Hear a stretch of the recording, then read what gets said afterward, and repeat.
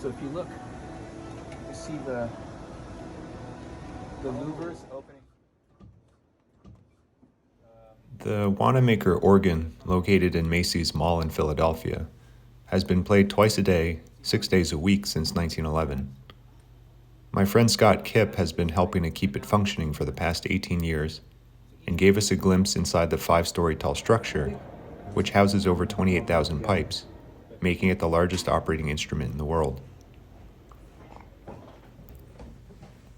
What strikes you when you first enter the organ, beyond its sheer size, is the build quality of every part of this amazing instrument.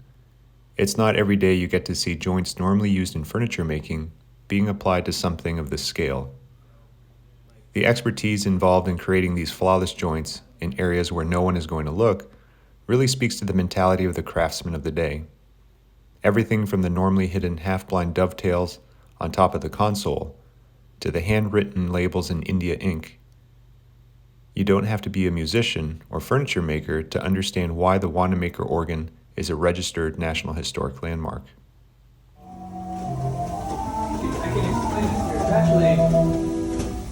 this here. It looks complicated, but it's fairly simple. So if you look down here.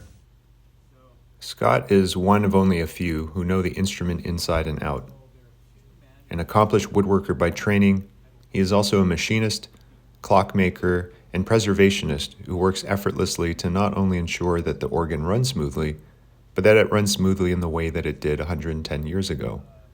Instead of modern materials, he uses leather to replace the original gaskets and valves and attaches it with hide glue, ensuring not only an authentic restoration, but also leaving an unaltered blueprint for future generations to follow. The top floor of Macy's Mall is workshop space for the maintenance and repair of the organ.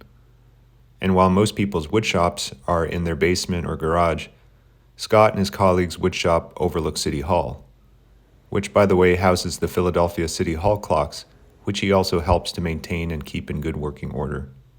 Philadelphia is lucky to have him. Thanks for the tour, Scott.